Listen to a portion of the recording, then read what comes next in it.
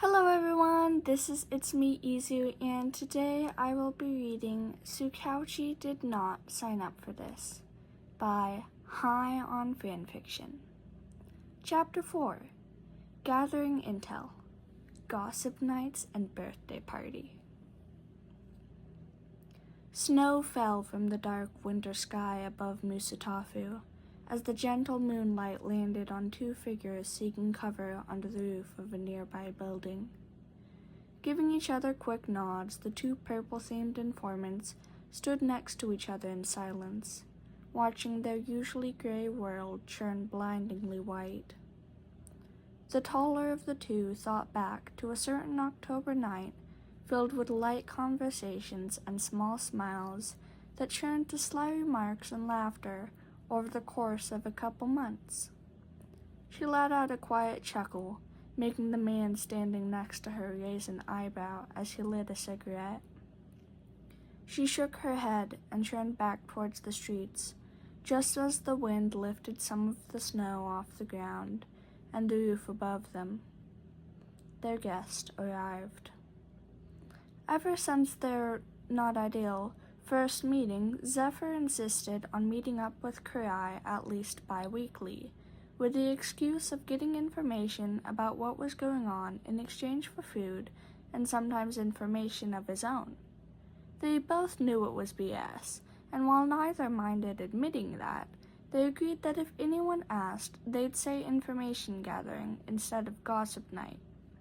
It did sound a lot more professional.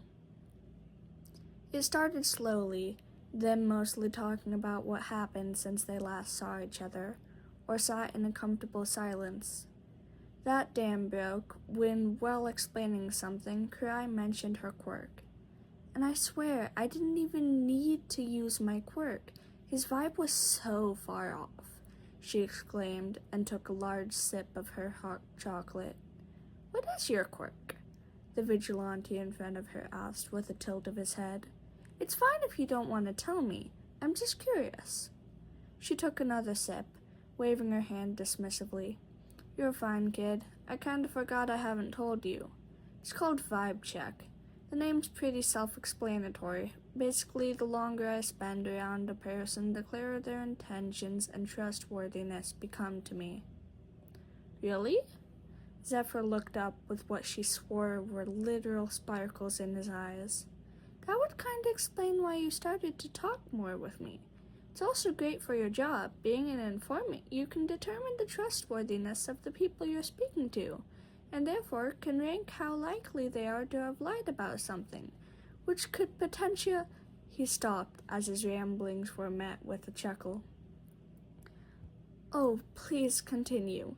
Kurai smiled at him, once again eerily familiar to his mama when she did the same thing. It's refreshing to hear someone actually speak and explain their thought process once in a while. And so he did, going on about his ideas, asking questions, and mentally writing down the answers so he could later put them in one of his vigilante notebooks, strictly separate from his hero analysis ones. He couldn't have anyone reading these. In return, Kurai started to talk more about herself, her job, and the people she met and worked with. Mostly about a friend of hers, who had, on multiple occasions, threatened to kill her for saying so, but listened to her and helped her out nonetheless.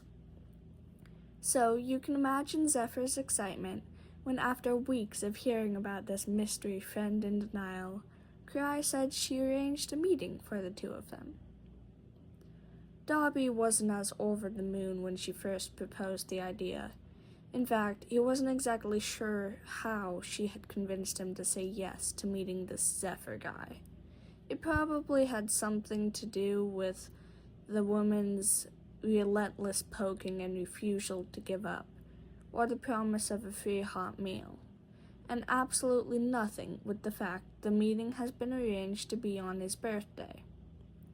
Either way, here he was, stuck waiting on the side of the street because of the flippin' mess the snow was causing. The top layer on the ground flew up straight into his eyes, making him blink, and... Holy cow! Where did this dude come from? Dobby sent a shot of blue flames their way before his mind caught up, nearly taking out the person who somehow appeared out of nowhere. Probably a teleportation quirk. Never mind, Kurai was hugging them. Or, well, him, now that Dobby knew the person was the supposedly quirkless vigilante he came here to meet. Dobby, meet Zephyr, Kurai turned towards him, letting him finally see that. Oh, wow. She wasn't kidding when she said he was her vigilante child, teenager, she had been gushing about. Zephyr, meet my dearest friend, Dobby. He rolled his eyes at her antics. Hello, Zephyr. Hi! Geez, the kid basically radiated positive energy. How did he stay alive for this long? Sorry for making you guys wait. I had to stop mugging on the way here. We could go inside if you'd like. Flippin' finally. Well, the cold didn't really bother him. Messed up quirk and all. The snow was really starting to get on his nerves. Sure, he shrugged, earning a knowing look from Kurai.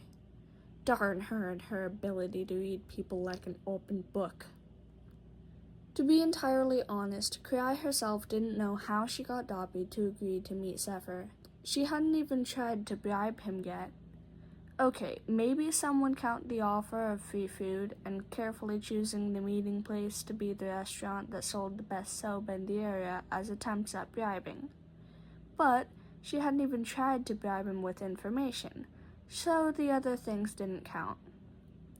Her heart clenched at the sight of Zephyr and Dobby, the two people who saved her in oh so different ways, sitting together at the table, already warming up to each other, talking and joking around. She remembered 3 kids sitting at the table in a slightly disorganized kitchen, trying to tickle each other without their parents noticing.